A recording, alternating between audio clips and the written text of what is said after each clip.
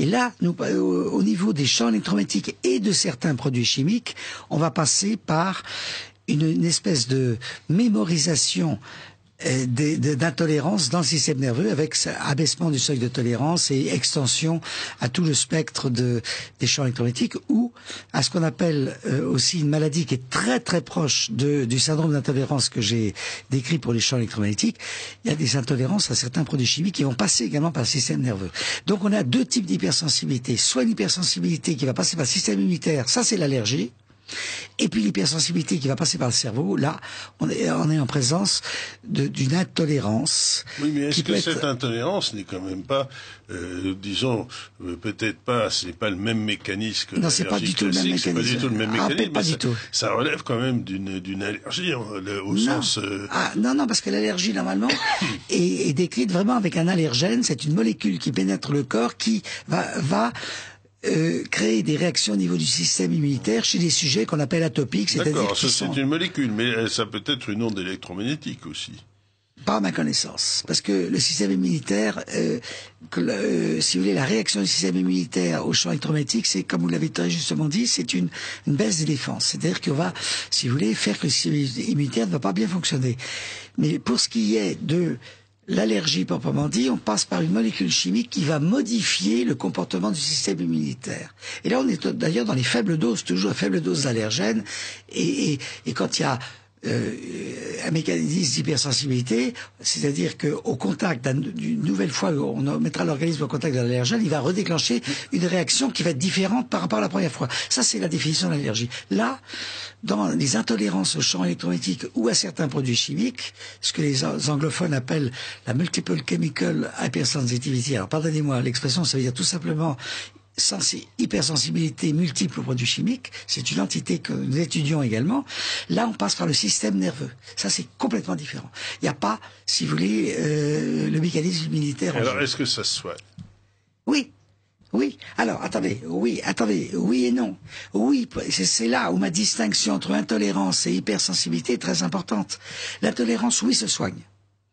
Avec, si vous voulez, des résultats que je ne peux pas encore promettre, mais qui devraient nous permettre de faire en sorte que les malades qui sont arrivés avec cette hypersensibilité aux champs électromagnétiques ou aux produits chimiques, grâce au traitement, n'évolueront pas vers une maladie d'Alzheimer pour ce qui est des champs électromagnétiques ou vers une autre maladie. D'accord, mais est-ce qu'on peut les rendre, enlever leur hypersensibilité? Non. C'est ça, c'est le non maintenant. L'hypersensibilité, jusqu'à maintenant, à ma connaissance, il n'y a pas de moyen de retirer l'hypersensibilité. Et parce que c'est probablement, il y a une mémorisation des phénomènes, probablement dans le système limbique, c'est ce que nous suspectons, c'est-à-dire une petite partie du cerveau, qui est d'ailleurs le centre de la mémoire, le centre des affects, et qui est connecté aux régions frontales du cerveau, c'est-à-dire qui a aussi, si vous voulez, un rôle dans la cognition, c'est-à-dire dans la mémoire, mais aussi l'attention et la concentration. Nous pensons que cette hypersensibilité qui passe par le système nerveux est liée à une anomalie au niveau du système limbique, cette anomalie étant probablement liée à une neuroinflammation à ce niveau-là, c'est-à-dire une inflammation du système limbique. Et alors donc, essentiellement, on ne sait pas comment soigner ces gens-là, et la seule solution qui reste à ces personnes, c'est de partir pour le désert de Gobi. Non, pas nécessairement, mais de les protéger. Ce qui est tout à fait nouveau avec ces nouvelles pathologies, c'est que autrefois on parlait de prévention primaire.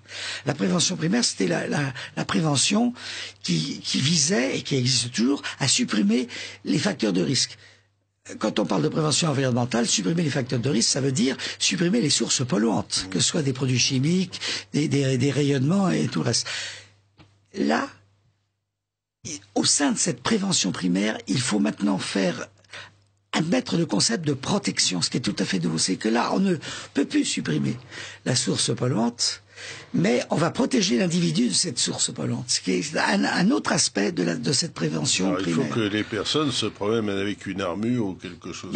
Donc c'est ce qu'on a dit. Il faut d'abord qu'il y a des protections tissulaire, la cage de Faraday, le baldaquin, se mettre des baldaquins, etc.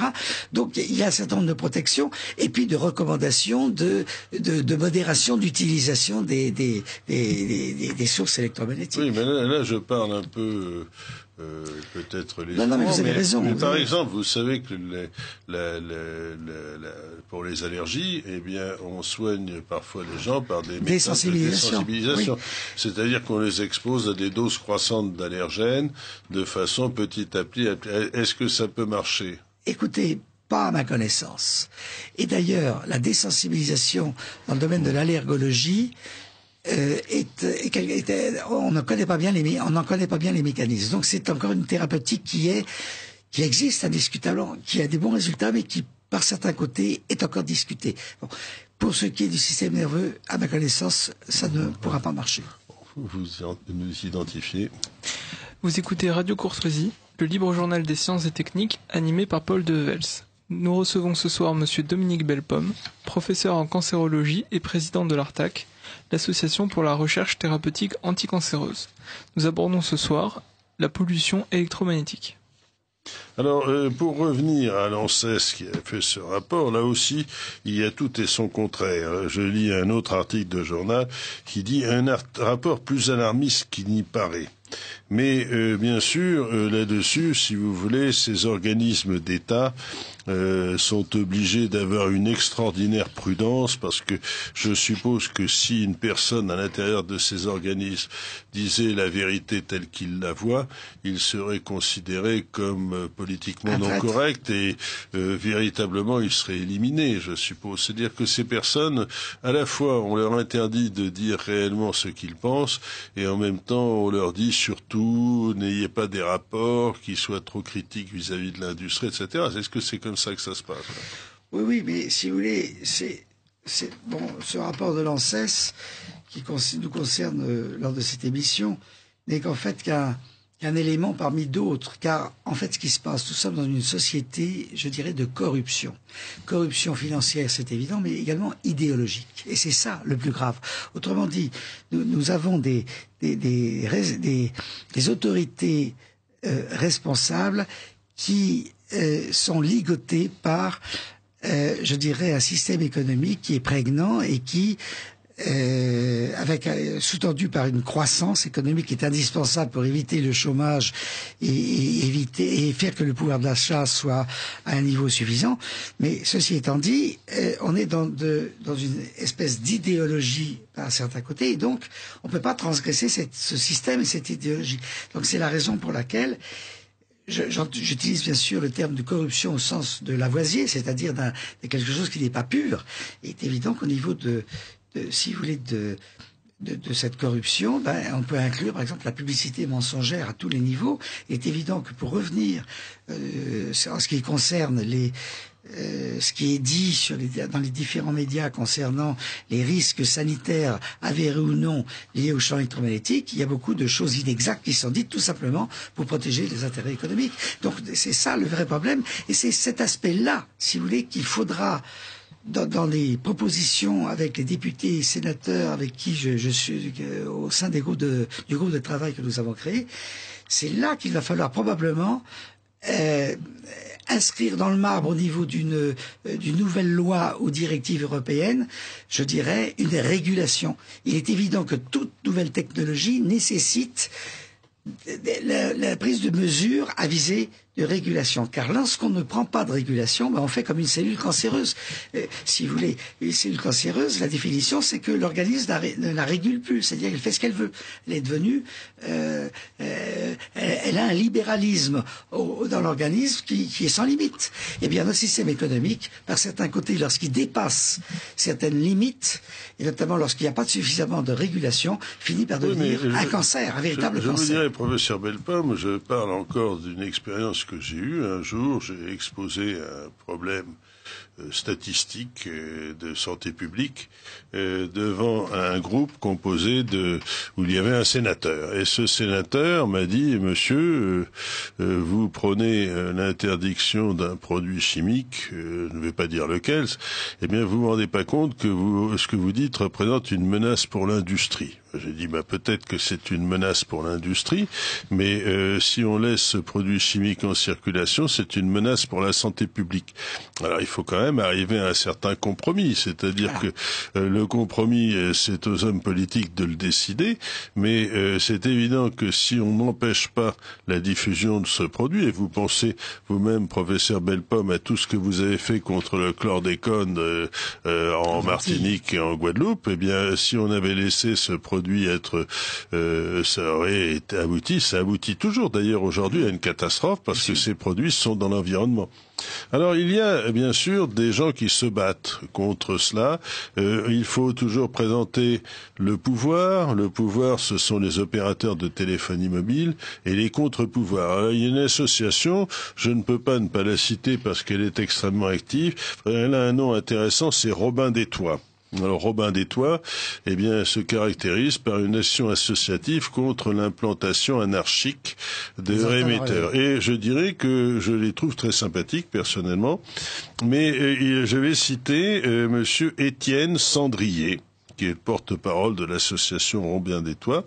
Alors, il parle du fameux rapport de l'ANSES qui a été publié le 15 octobre 2013. C'est récent. Alors, il estime que l'ANSES aurait dû carrément recommander l'interdiction pure et simple des téléphones portables et tablettes pour les enfants de moins de 6 ans. Alors, attention, on parle de téléphone portable, mais vous avez aussi les tablettes. Les tablettes, c'est... est-ce qu'on peut citer un nom quelle est la tablette la plus connue? C'est peut-être l'iPad, je pense. Alors, l'iPad, c'est certainement un joujou assez amusant pour les adultes. Ils peuvent trouver tout ce qu'ils veulent, la téléphonie, etc. Mais c'est dangereux pour les enfants de moins de 6 ans. Il faudrait que ça soit interdit. Alors, qui n'a pas vu des enfants jouer avec l'iPad de leurs parents avec la complicité et il faut interdire ça. Ça c'est une chose qui... Alors il y a une loi qui a été votée, même interdisant cet emploi, le 12 juillet 2010. Cette loi a été votée par le Parlement. Alors c'est intéressant, mais cette loi n'a jamais été appliquée, elle n'a jamais été promulguée. Alors pourquoi est-ce que les députés et les sénateurs votent une loi qui est enregistré au journal officiel et qui n'est pas promulgué? Pouvez-vous m'expliquer? C'est-à-dire qu'en fait, le rôle des députés et des sénateurs, c'est de voter des lois.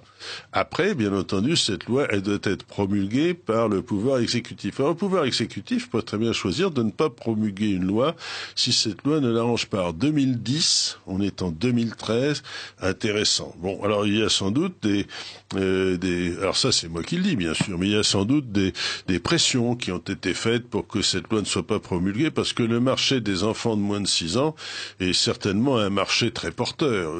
Tous les enfants disent papa, maman, je veux un portable pour Noël. Bon, alors on sait d'ailleurs, alors ça je continue à citer Étienne Sandrier, on sait que le cerveau des enfants est particulièrement fragile tant qu'il n'est pas définitivement formé. Mais ça n'empêche pas monsieur, alors je vais pas citer le nom, c'est le ministre de l'Éducation nationale actuel, de lancer son plan numérique dans les écoles. Alors c'est intéressant. C'est-à-dire vous avez le ministre de l'Éducation nationale qui lance un plan numérique dans les écoles où tout le monde va avoir son Wi-Fi, tout le monde va avoir sa tablette, tout le monde va avoir son ordinateur, il va y avoir des Wi-Fi dans les écoles primaires et secondaires, alors qu'on sait que ces émissions sont toxiques pour les enfants. Mais de qui se moque-t-on? Donc cette chose, non seulement ça va coûter cher, mais c'est dangereux. Alors je pense, on peut quand même dire qu'il s'agit de Monsieur Payon. Monsieur Payon devrait se renseigner sur la nocivité des ondes pour les jeunes enfants. Donc là encore, je dirais que pour les parents qui mettent leurs enfants à l'école, un plan numérique pour l'école primaire les met carrément en grand danger. Alors, je continue les citations de Monsieur Étienne Sandrier. C'est intéressant. J'aurais peut-être dû l'inviter à l'émission, mais c'est pour qu'il puisse dire encore ces choses-là, qui sont d'ailleurs ce que nous disons depuis le début. Alors, il dit, dans le langage administrativo-politique de l'ANSES, je cite Monsieur Sandrier, je n'oserais pas faire des commentaires de ce type, cela donne la recommandation suivante. Ouvrez les guillemets, réduire l'exposition des enfants en incitant à un usage modéré du téléphone mobile, comme c'est bien dit. C'est-à-dire qu'en fait, on ne dit rien. Alors, là encore, il n'y avait aucune étude faite sur les enfants qui soit citée par l'ANSES.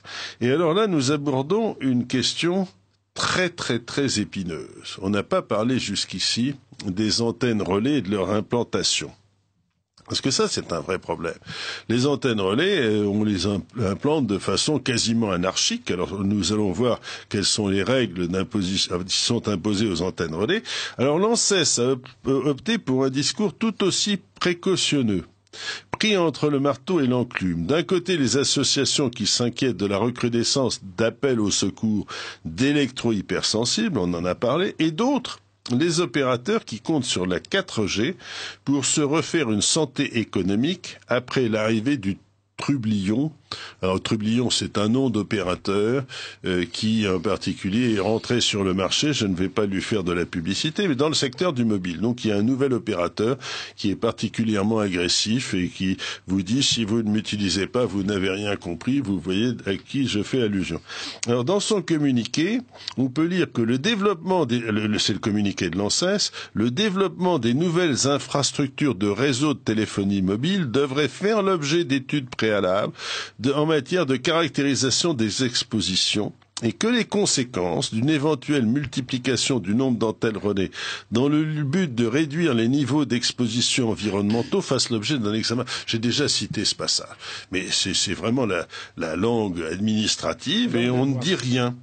Alors le décryptage, alors il faut décrypter, c'est monsieur Étienne Sandrier qui le fait. Théoriquement, il faudrait vérifier avant qu'un opérateur installe une nouvelle antenne 4G que le niveau d'exposition des riverains n'explose pas.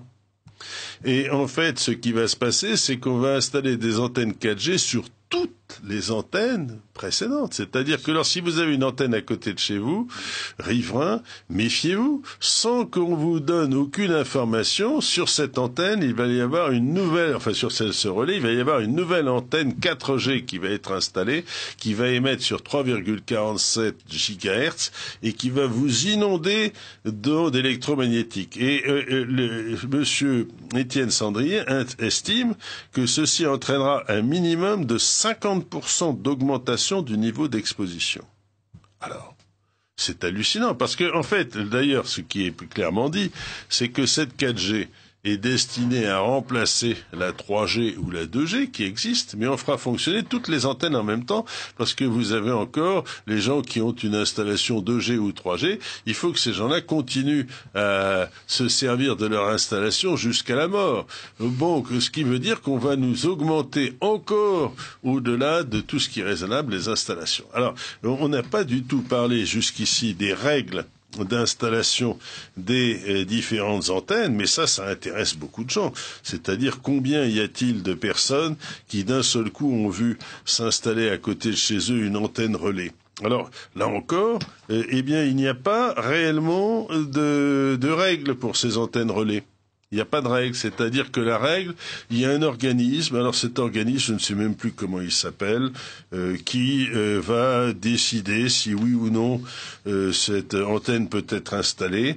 Et puis on a retiré au maire, je crois que c'est le Conseil d'État, on a retiré au maire le choix de l'emplacement, c'est-à-dire que le maire ne peut que obéir aux opérateurs actuellement. C'est plus du tout dans les prérogatives du maire de veiller à ce que une antenne relais ne soit pas installée à côté d'une crèche, une maternité. Alors c'est simplement une recommandation, c'est-à-dire on recommande que en fait les antennes ne soient pas installées à moins de 100 mètres d'un établissement d'enseignement, vous voyez. Alors bien entendu, ce qui va se passer, c'est que si par exemple on installe une antenne à proximité d'une école maternelle, c'est un organisme administratif qui est alors cet organisme c'est l'ANFR.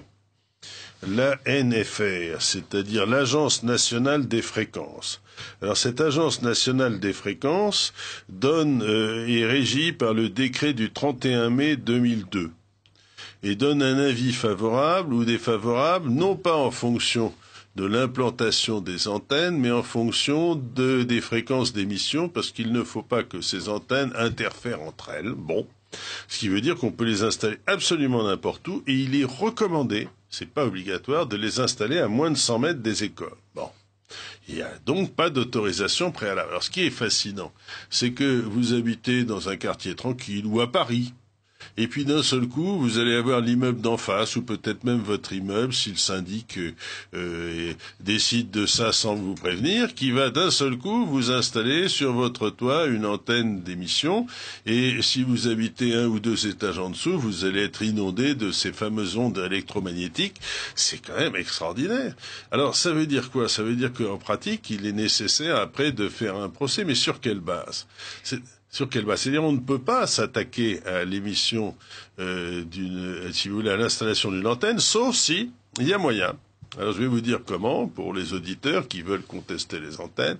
Il faut acheter un appareil qui mesure le champ électromagnétique. Alors cet appareil, il y a par exemple des sociétés de vente par correspondance de matériel électronique, et j'ai failli moi-même en acheter un par curiosité.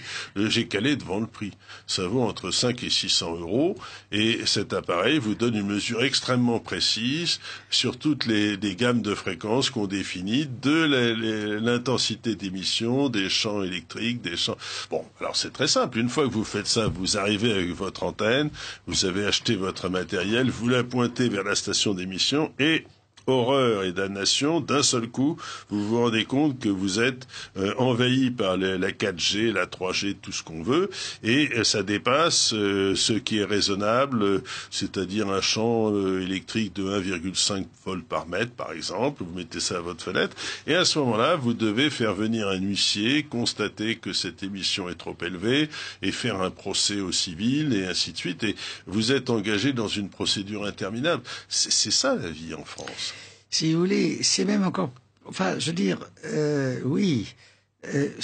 Parmi alors, il y a 2 cas de figure. Où vous n'êtes pas malade, vous n'êtes pas devenu électro-hypersensible. Et à ce moment-là, effectivement, vous allez discuter dans le syndic de copropriété dans votre immeuble pour faire en sorte qu'il n'y ait pas d'antenne, etc. Enfin, tout ça, c'est des procédures. Bon.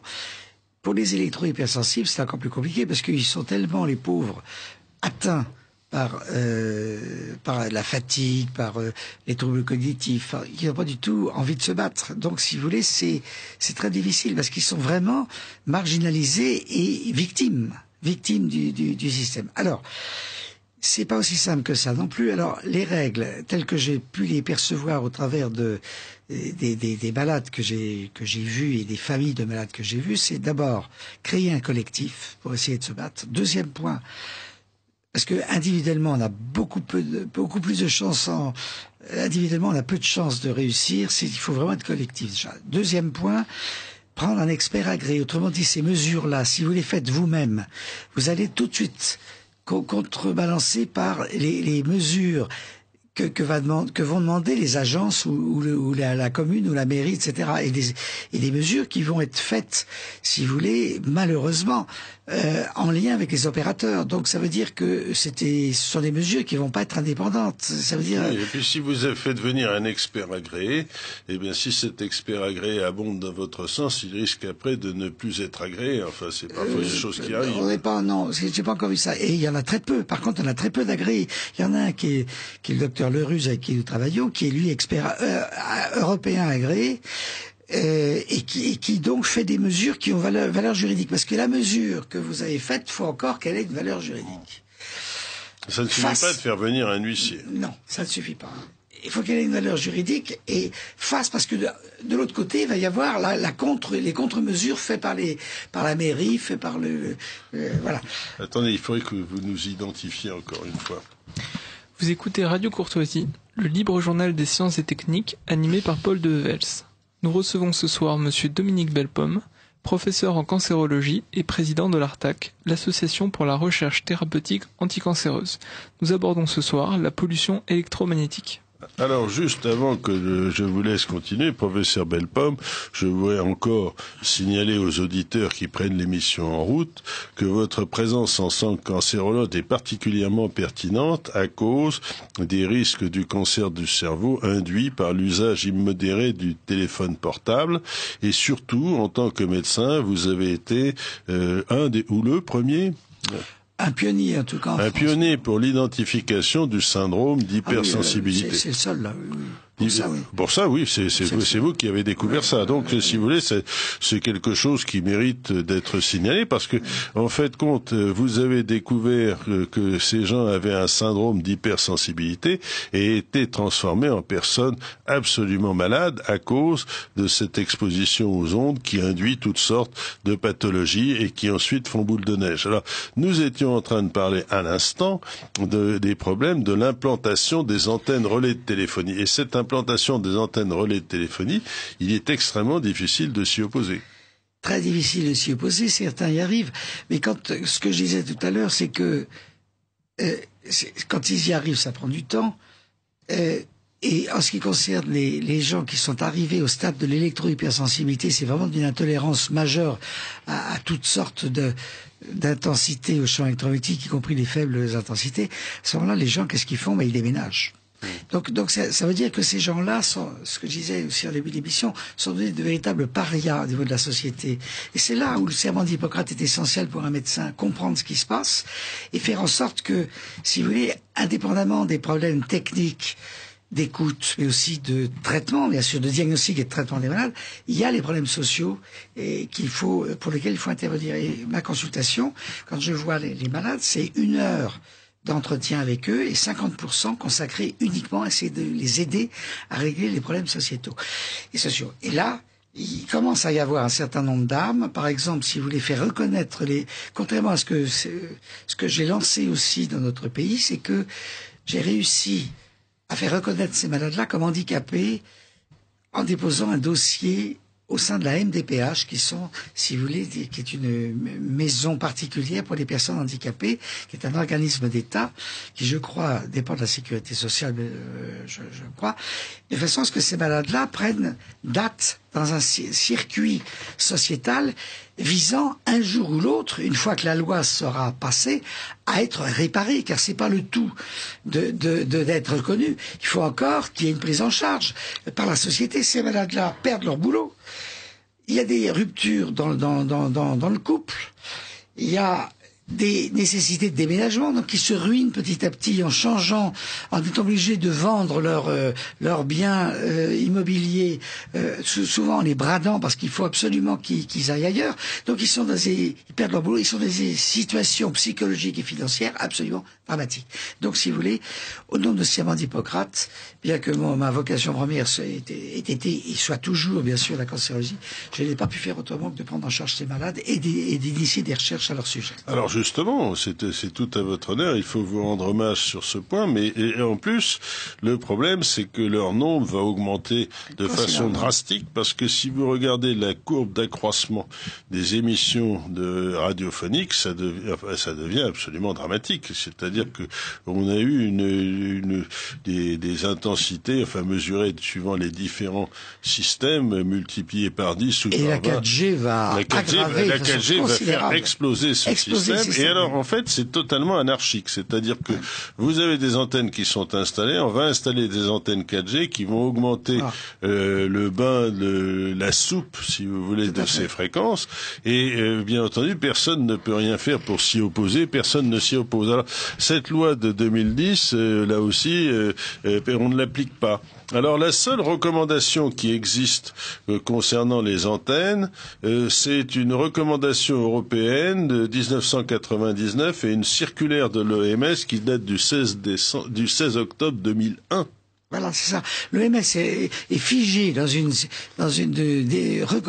décision, dans une circulaire de 2001 qui n'avait pu appréhender la gravité du problème actuellement. Donc il est clair que l'OMS ne pourra pas faire autrement un jour ou l'autre à adapter son message et ses recommandations à un fléau de santé publique qui naît aujourd'hui et pour lequel il nous faut, en tant que médecin tout au moins, et scientifique, combattre avec une extrême vigilance et fermeté, car les malades qui sont là, quelles que soient les difficultés, l'ombre et la lumière au plan scientifique, il y a des malades et il faut essayer de comprendre pourquoi ils sont malades et les prendre en charge d'une façon ou d'une autre, tant au plan médical que sociétal.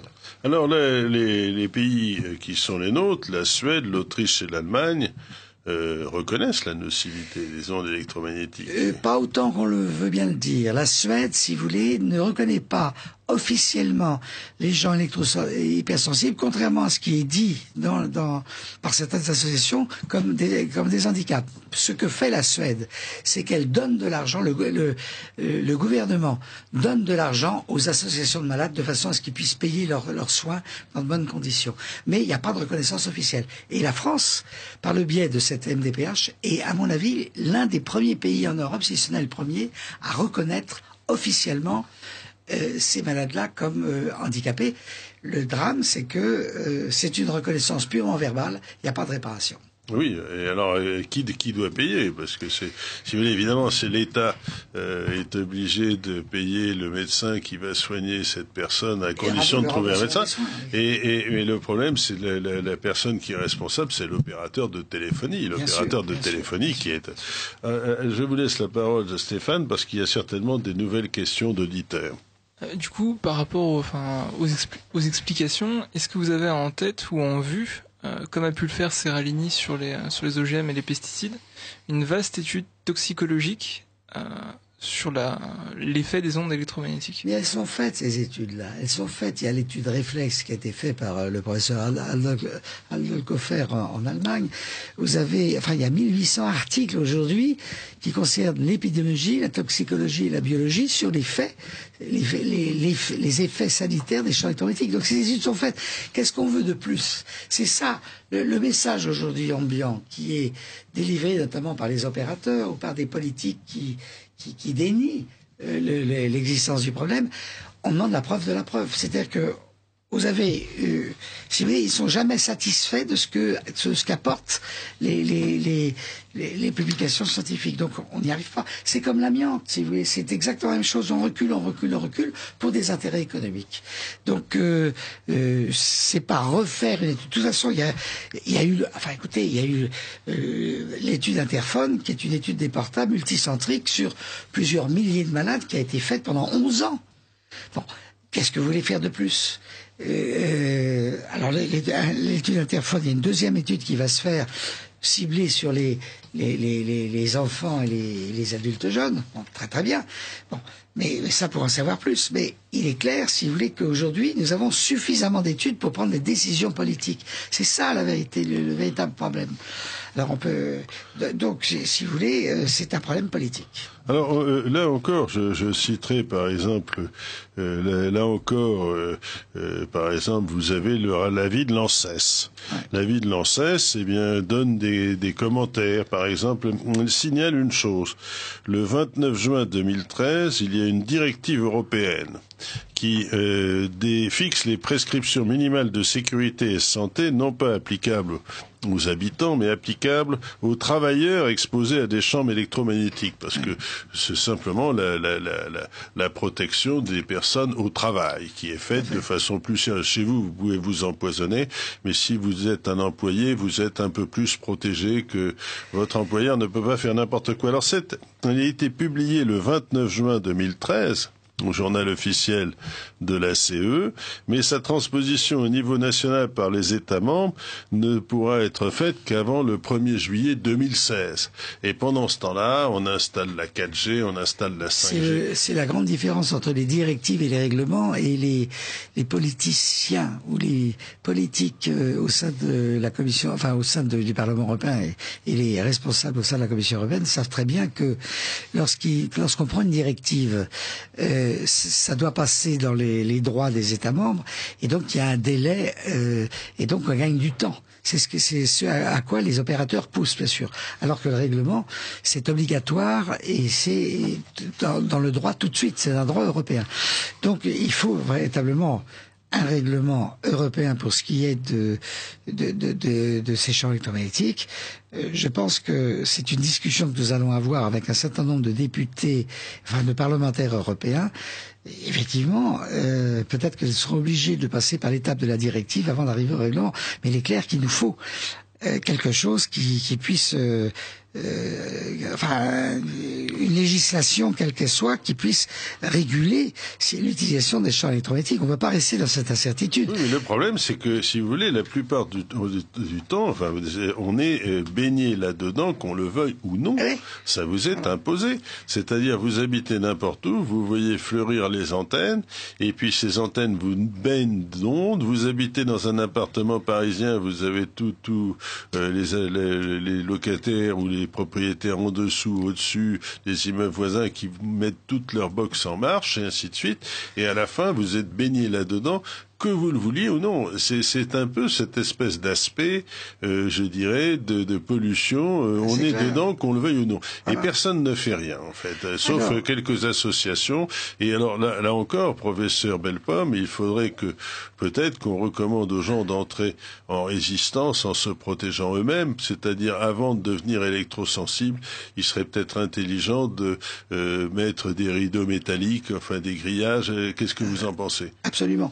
Nous avons un site électro EHS MCS qui est en création actuellement, où nous allons proposer des mesures de protection qui concernent non seulement les électro-hypersensibles qui sont les plus sensibles et donc les plus intolérants, et donc là c'est l'urgence, mais également pour les gens qui ne sont pas électro-hypersensibles, c'est-à-dire le citoyen tel que la majorité des gens, fort heureusement aujourd'hui, de façon à ce qu'ils évitent par des mesures de protection d'entrer dans une véritable phase. C'est-à-dire qu'il faut se protéger. Ouais. Je pense que la situation est assez grave. Voilà. Pour que l'on fasse une protection avant d'être atteint par ce syndrome, parce que comme vous avez bien signalé, on commence par être sensible, et puis ensuite peu à peu la maladie évolue et on devient ensuite hypersensible. Voilà. Et une fois qu'on est hypersensible, il n'y a rien à faire essentiellement. C'est vrai qu'on peut calmer un peu les symptômes d'intolérance, mais malheureusement l'hypersensibilité. Il n'y a pas de traitement connu. Il n'y a pas de traitement d'hypersensibilité, malheureusement. Et alors donc c'est la protection. C'est la protection. Il faut véritablement, et comme je dirais, pour les fabricants de papier peint, ils ont de l'avenir en mettant un treillis métallique, il y a toute une industrie qui se développe aujourd'hui. Qui devrait se développer, parce que vous voulez, maintenant, il sera nécessaire d'installer ça dans sa chambre de coucher. Alors on voit dans les hôtels maintenant des hôtels où on vous dit, chambre non fumeur, c'est très bien, ça ne sent plus le tabac, mais on verra bientôt chambre sans Wi-Fi. Absolument. Et non seulement les chambres sans Wi-Fi dans certains hôtels, il y a déjà des hôtels qui sont sans Wi-Fi et qui sont pleins à déborder actuellement, mais également les rames de train. Il faudra manifestement qu'il y ait comme on a fait pour le tabagisme à une certaine époque, avant d'interdire complètement de fumer dans les trains, il y avait des wagons qui étaient non fumeurs et fumeurs. Eh bien, actuellement nous en sommes là. Parce que la SNCF et toutes les compagnies de train d'ailleurs trouvent formidable d'installer du Wi-Fi partout. C'est un plus. On est noyé dedans, il n'y a rien à faire, alors que ça coûterait finalement moins cher d'avoir un câblage qui permettrait de se brancher par un câble. Alors. Oui, bien sûr. Mais il y aura un jour certainement c'est ce que, en tout cas, j'aspire à cela, des wagons dans les trains qui soient sans Wi-Fi, pour justement ces malades électro-hypersensibles. Stéphane, est-ce que vous avez d'autres questions ? Est-ce que vous pensez pas que le frein le plus important pourrait pas non plus quelque part venir des usagers eux-mêmes, et surtout des tranches les plus jeunes qui refuseront absolument de lâcher leur... C'est excessivement difficile, parce que je faisais des conférences et puis j'avais une jeune fille de première qui me disait, mais professeur, c'est pas possible de vivre sans portable. Je lui ai répondu, mais avant l'apparition du portable, on pouvait tout de même vivre normalement, on téléphonait moins et voilà. Donc c'est très difficile parce que les jeunes sont conditionnés, je dirais, dès la naissance, à utiliser les techniques modernes. Vous avez des gamins, moi j'ai mon petit-fils qui a 2 ans, il a son ordinateur déjà, alors il appuie sur des boutons, ça s'allume, etc. Donc il pianote comme un grand. Bon. On offre le portable aux petits gamins. Alors moi, dans le message, je rejoins ce que vous disiez. Surtout, parents, si vous voulez vraiment faire en sorte que votre enfant, lorsqu'il aura 12 ans, avant 12 ans, de l'empêcher d'utiliser un portable, ne lui offrez pas à Noël un jouet portable en matière plastique, pour déjà ne pas le conditionner à utiliser ça à son oreille. Oui, c'est encore une évolution particulièrement noire de la société, parce que, écoutez, moi, je me souviens, par exemple, de l'apparition du portable. D'un seul coup, on a vu des tas de gens s'en servir, alors que, au départ, eh bien, nous qui formons nous faisons partie de la génération antérieure, on trouvait ça un petit peu farfelu. Et puis ensuite, à la fin, eh bien, on m'a offert un portable. Bon, et bien, je l'ai laissé dans mon bureau. Et si les gens voulaient m'appeler sur le portable, ils m'appelaient dans le portable, j'avais le message à chaque fois que j'allais au bureau.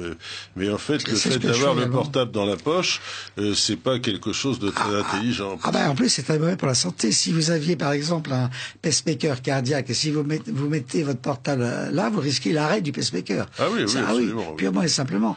Si vous, je vois, dans un autre ordre d'idée, il y a des stérilités. Aujourd'hui, on n'a pas parlé de la stérilité liée au portable, mais ça, c'est absolument. Il y a des articles, en tout cas, qui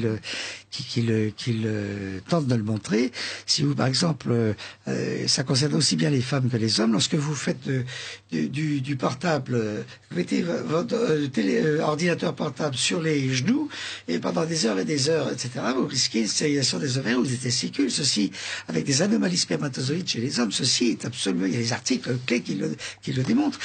Au niveau de l'épidémiologie, au niveau de la toxicologie, donc, il y a tout un tas. Oui, mais alors, comme je dis, c'est idiot, parce que il suffit d'un geste pour couper le Wi-Fi et le Bluetooth. C'est-à-dire qu'en fait, les fabricants, lorsqu'on allume le portable, le Wi-Fi et le Bluetooth s'allument automatiquement, alors qu'il suffit de les désactiver pour que ça reste une espèce de machine à écrire ou un calculateur, mais ce n'est pas nécessairement branché sur Internet. Le fait que ça soit branché en permanence sur Internet, y compris lorsqu'on ne reçoit pas Internet. C'est ça qui rend la plupart des ordinateurs portables, tablettes dangereuses, parce que il faut savoir que ces ordinateurs sont des émetteurs. Et alors je voyais justement, là on sort un petit peu de notre sujet de conversation, mais je voyais par exemple un site américain qui disait, mais savez-vous que lorsque vous allumez votre portable, eh bien, vous pouvez être observé sans le savoir. Effectivement, vous avez ce qui s'appelle, là encore, excusez-moi, monsieur Henri de Lesquen, des hackers. C'est-à-dire, c'est un terme qui traduit les pirates informatiques, qui peuvent à ce moment-là pénétrer dans votre machine à votre insu et de vous regarder par l'espèce de petite caméra qui est à l'intérieur. Alors, c'est ce qui veut dire. C'est affreux, c'est affreux. C'est affreux, mais c'est un phénomène qui n'est pas un phénomène qui n'est pas contrôlé en plus, et qui n'est pas contrôlé et qui existe au point que on donne maintenant des recettes pour éviter. Alors, par exemple, la recette que j'ai vue, eh bien, ça consiste à mettre un sparadrap sur votre petite caméra de votre ordinateur portable. Vous vous rendez compte de ça? Ça devient quelque chose de terrible. C'est-à-dire, Big Brother est là. Et ma recommandation pour tous les gens qui nous écoutent, c'est si vous avez une box, si vous ne vous servez pas d'Internet, vous la débranchez.